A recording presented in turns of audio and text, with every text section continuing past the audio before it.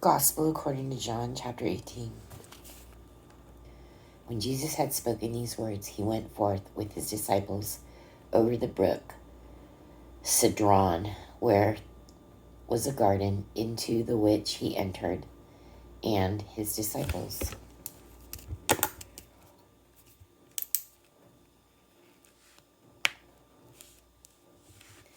And Judas also, which betrayed him, knew the place, for Jesus oft times resorted thither with his disciples. Judas then, having received a band of men and officers from the chief priests and Pharisees, cometh thither with lanterns and torches and weapons.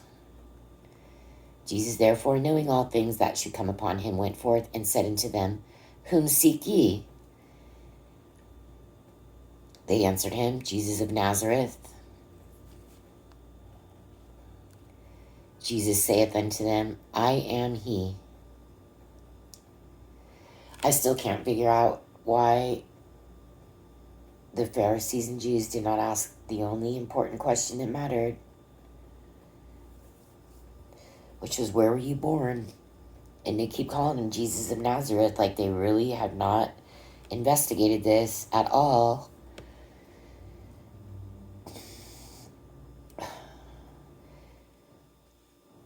Jesus saith unto them, I am he. And Judas also, which betrayed him, stood with them. As soon then as he had said unto them, I am he, they went backward and fell to the ground. Wow. That's kind of important. Never heard that one.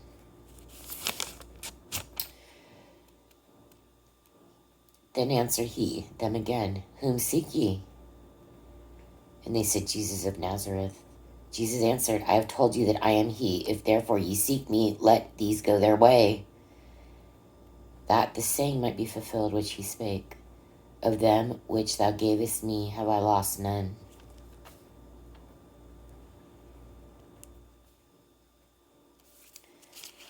Then Simon Peter, having a sword, drew it, and smote the high priest's servant, and cut off his right ear.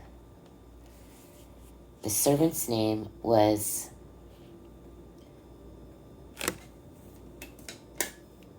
Malchus. Oh, the high priests need servants. Oh.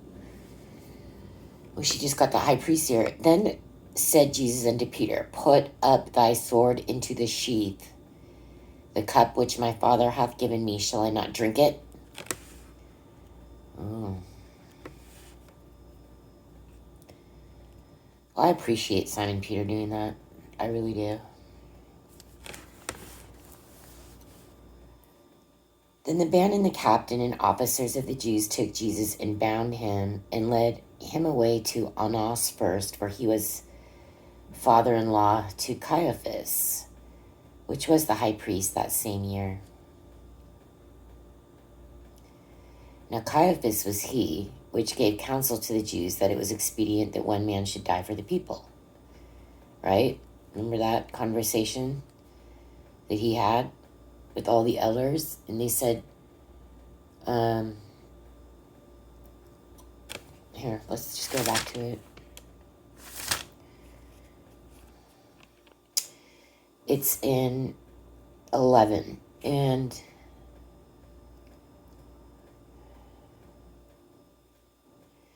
they were worried that Rome was going to take away all the Jews. But Caiaphas is like, oh, no. We're just going to blame this guy. Yeah, we'll be fine. We're just going to put it all on this guy. Yeah. All the miracles, all the raising from the dead, the casting out of devils. Yeah, let's blame him. And Simon Peter followed Jesus, and so did another disciple. That disciple was known unto the high priest, and went in with Jesus unto the palace of the high priest.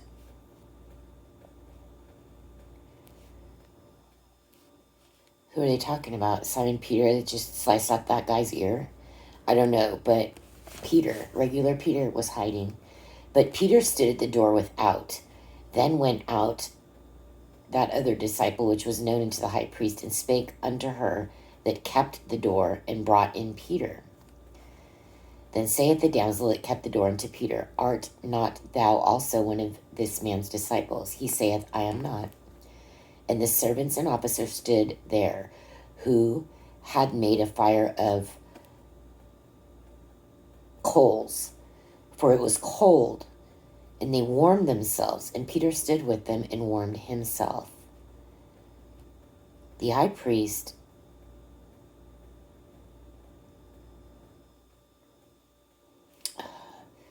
is like, why is everybody trying to make Peter look so bad?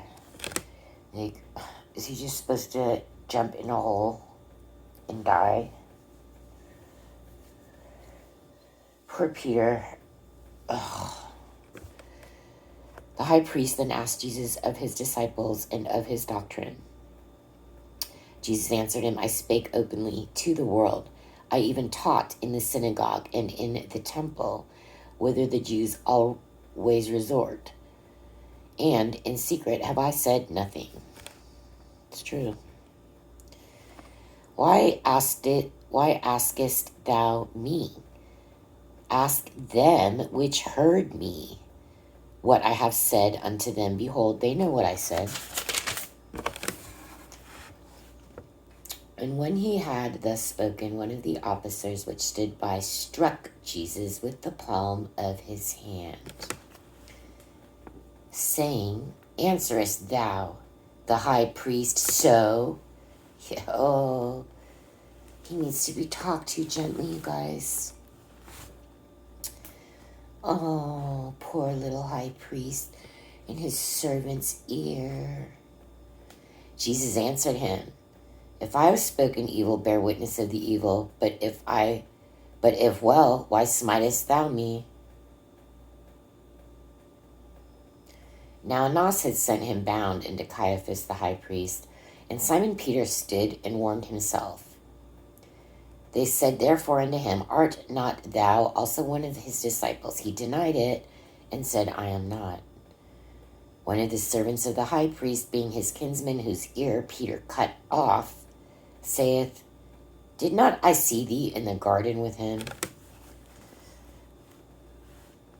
Oh, you know what?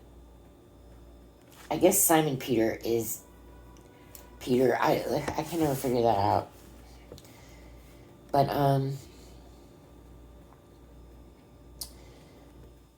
he's held less responsible now if we know that he's just hiding, not because he's scared, but because, well, he is scared, but he just cut this guy's ear off.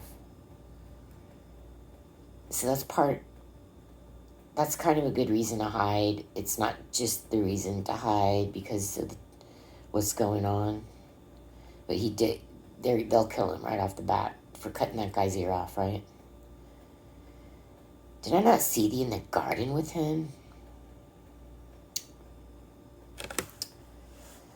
Peter then denied again, and immediately the cock crew.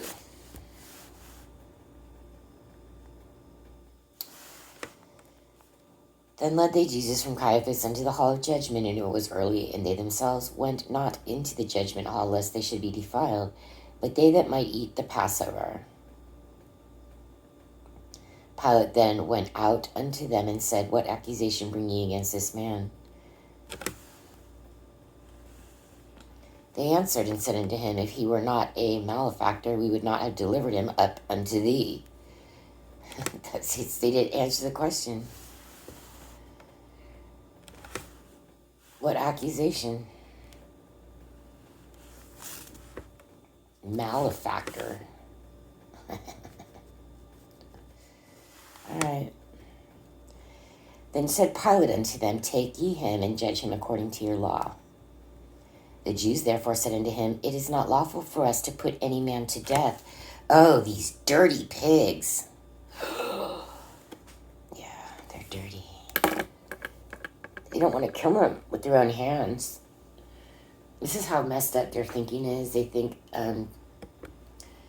they're just going to murder somebody, but they're going to get somebody else to do it, so it'll be okay with God because, they solicited somebody else to do it. Right? Like Wasserman, David Wasserman, the lawyer for this building I live in, who's also on the San Francisco rent board. That's a big conflict of interest. You don't solicit 61 people to harm one tenant. That's against the law. Yeah. But he's like, well, I'm not really doing anything wrong. I'm just, giving the solicitation out. And all of you are doing the fraud. It's all fraud from the top to the bottom, right? So it is not lawful for us to put any man to death. Oh, that's the height of fucking hypocrisy. Fuck these fucking hypocrites. They're vile. The Pharisees have not changed. They are still here to this day. I bet it's the same absolute spirit that was in these people are still here, walking the face of the earth, operating to this day. I know a couple of them. Oh, what fucking hypocrites. These nasty pigs, right? Listen to this, right? So they won't leave this guy alone, right? They will not just let him live his life.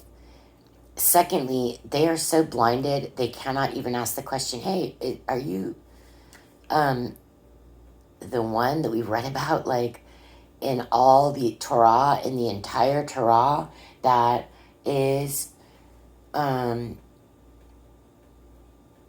to be born in, like, Bethlehem, right? Like, we heard all about it from these wise men who refused to tell Herod he was born because Herod even heard about it and wanted to kill him. And in fact, Herod did go ahead and kill everybody under 2 years old when he heard that this Messiah was being born. So yeah, none of you can ask, by the way, were you born in Jerusalem? Like, are these Jews so fucking blinded by their fucking retardedness that they can't even go, hey, we need to find out if that's the guy that, like, a third of all the children got killed for. We might want to ask that. So they didn't ask that. They do not care about all of the miracles he's performing. In fact, they're begging him, all these Pharisees and the elders are begging him to heal their friends. So he's already done that.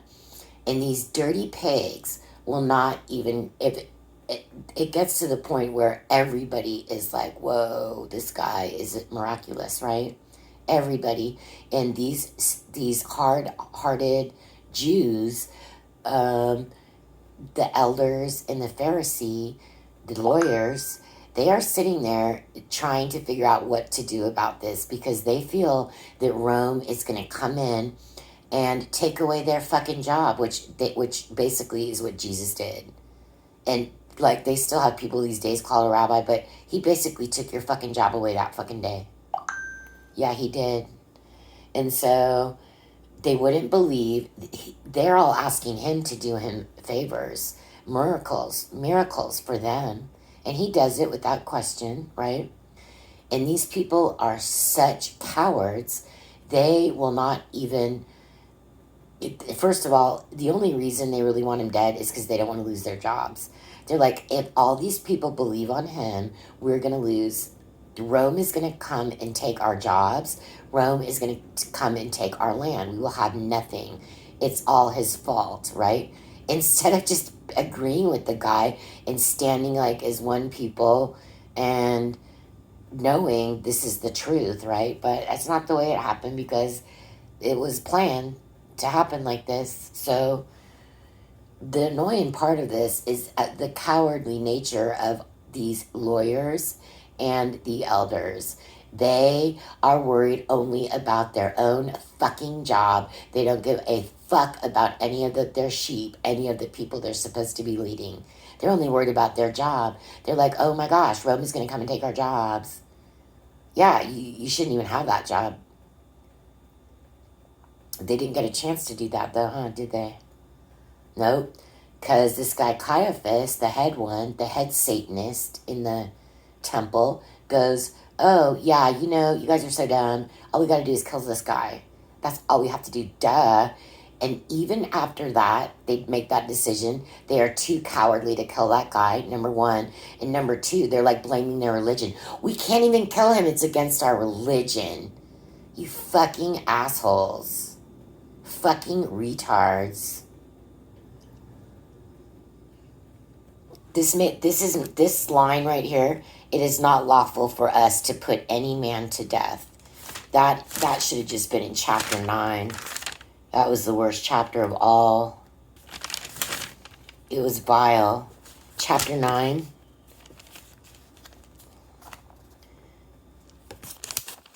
This may have been in that should have just been in chapter 9. These are the vilest individuals. They're not. There's worse people on earth. There have been, but they're right up there. They're absolute fucking hypocrites. They want somebody killed, but they don't want to do it with their own hands. That's nice, bitch, right?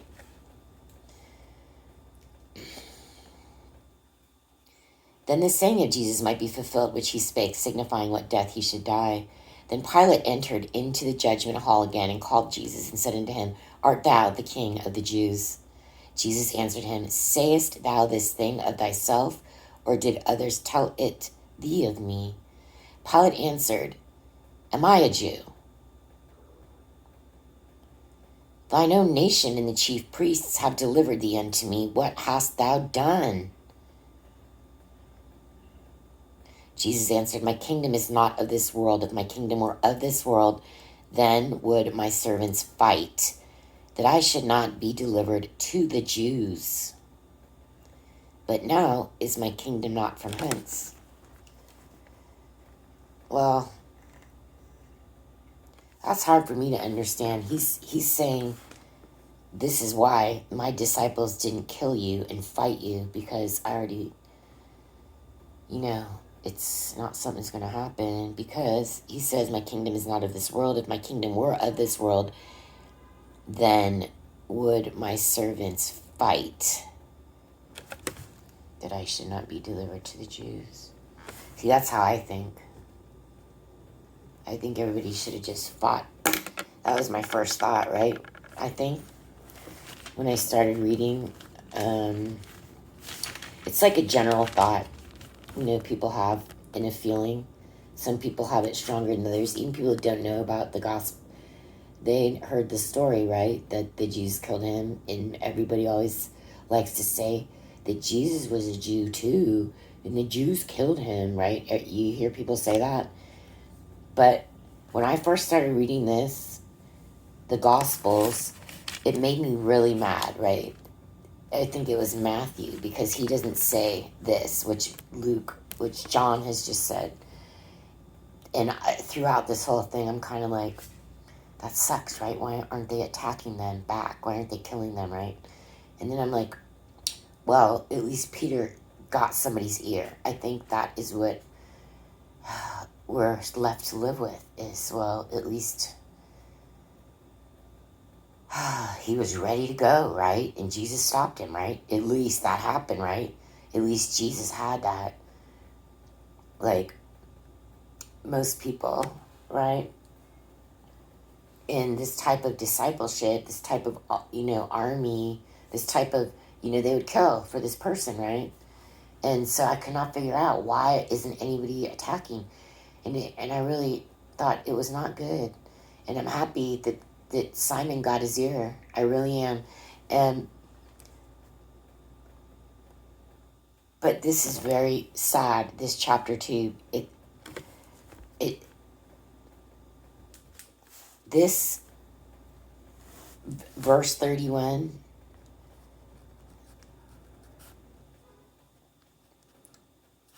do you know why Jesus came? Because of people like this. They want murder to happen, but they just don't want to do it because they don't want their hands dirty, because that their law says they can't do it. So they are willing to, abrogate that out to another agency. Like, what in the fuck? That is the vilest fucking thing. They should have put that in chapter 9. But this part,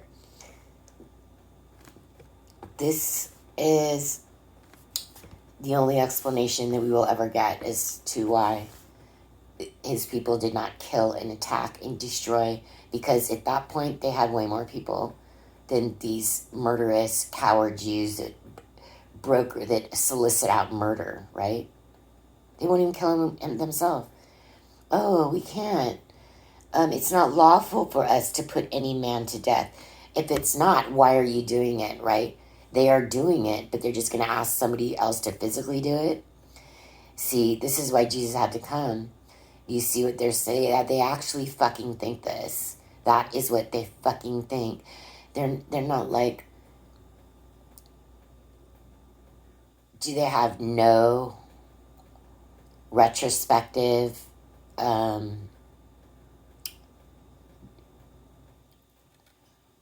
they are actually interpreting the law to its absolute opposite effect, and this is exactly why Jesus had to come. Look what this means. They're saying that it is not lawful for us to put any man to death, right?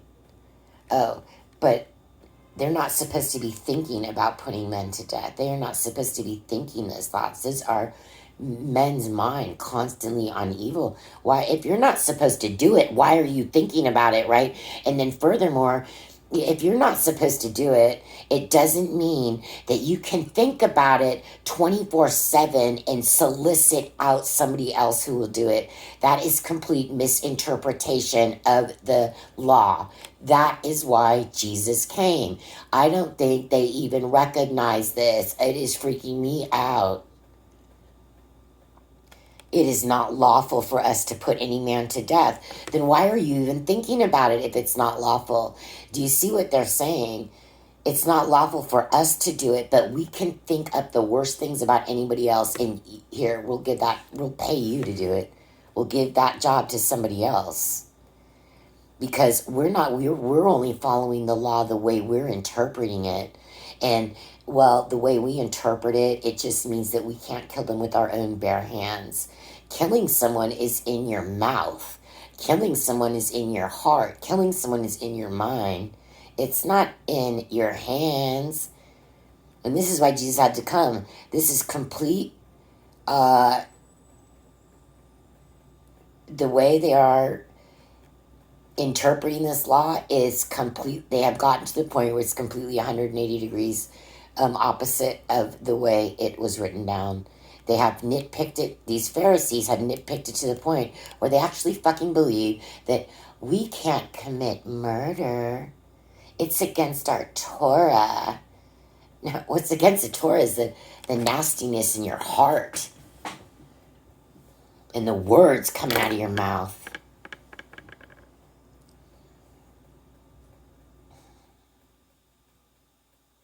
So, at least we have this from Jesus explaining, like, you know what, they couldn't even have tried to fight because I wouldn't even be going home. Okay, let's read that again. This is the only comfort we have in this fucking story. It is horrifying. My kingdom is not of this world. If my kingdom were of this world, then would my servants fight that I should not be delivered to the Jews. And they didn't fight.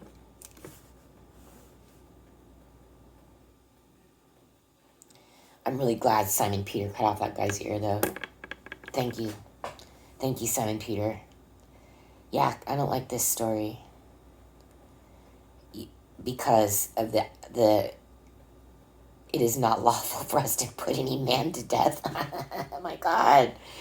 That should be in chapter 9. Just make it worse. Like, this is almost over. There's only 3 more chapters left. Pilate therefore said unto him, Art thou a king? Then Jesus answered, Thou sayest that I am a king. To this end was I born, and for this cause came I into the world, that I should bear witness unto the truth. Every one that is of the truth heareth my voice. Pilate saith unto him, What is truth?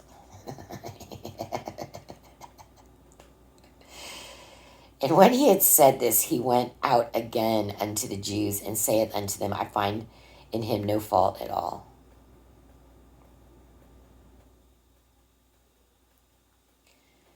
but ye have a custom.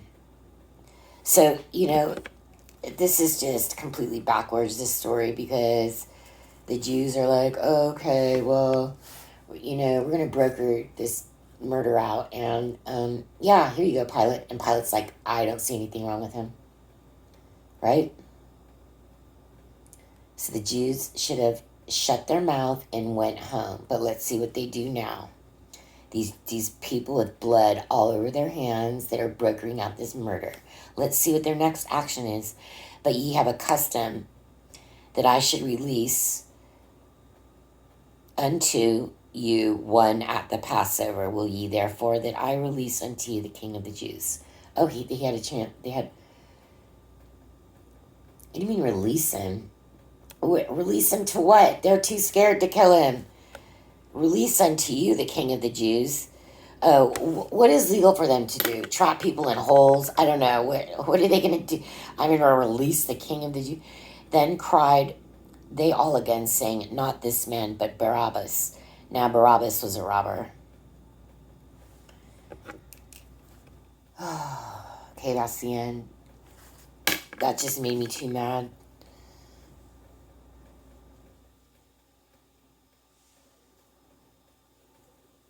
I'm certain to this day that these Pharisees that were acting in these days, they had some evil spirit, and it's here.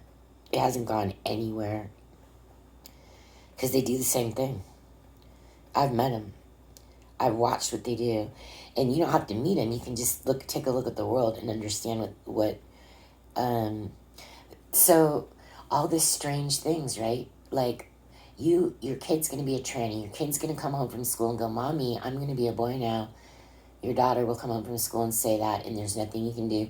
They want all these weird things. It's all bought legislation. It's not like somebody's just like, oh, no, it's Bill Gates. It's all these people we have never heard of. That's somebody we've heard of, and that's not who is even doing this, clearly, because, like, where did all that even start, right? Well, it's a hidden hand. The hidden hand is Satan and the cooperators of him. But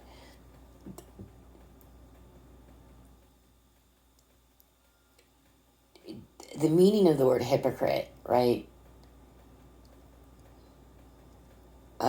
It doesn't touch this, actually. It's not this, and it's not even coward. It is something worse. And it is something that lawyers in particular do. Because that's what they do, right? They move words around and stuff, right? No problem. It doesn't take anything but an idiot to do that, to be honest with you. Right? And you have to be a certain type of satanic character to just operate in that field. And look at this. It is not lawful for us to put any man to death. Well, I guess it's okay then for the past, 6 months, however long he's been there, 2 weeks, 3 weeks, whatever, 4 weeks. I don't even know how long. I would like to know this. How long did he, when he started at this age?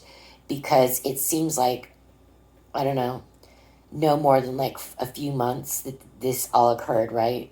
If not even a few weeks. I mean, it actually is pointing more to a few weeks. But in my mind, I'm just trying to make Jesus live longer or something, right? But no, it was probably just a few weeks this all occurred. And all they have been saying since the beginning is they want to kill him, they want to kill him, they want to kill him, they want to kill him, they want to kill him, they want to... But boy, how come here in John 18:31, it is not lawful for us to put any man to death.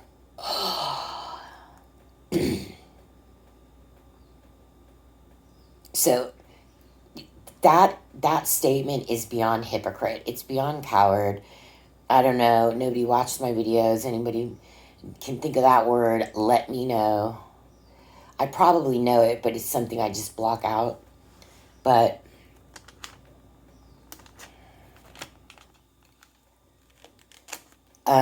we do know that this it's beyond hypocrite. It's beyond that. All we do know that that's all they wanted since they first met him and they first started watching him and hearing about him and spying on him and laying in wait. They want him dead. They want to kill him. But do you read this? They don't want to. It's not lawful for us to put any man to death. Right? So the commandment of do not bear false witness on your brother and sister, right? That's all this is. And it's shall not commit murder. There should be like an 11th commandment, like, oh yeah, since you guys didn't why hasn't Moses like come down like in the past couple hundred years and be like, hey, I have to add an 11th one. Yeah, it's called it's addressing John 18:31. It is not lawful for us to put any man to death. Yeah, it's called, remember that one.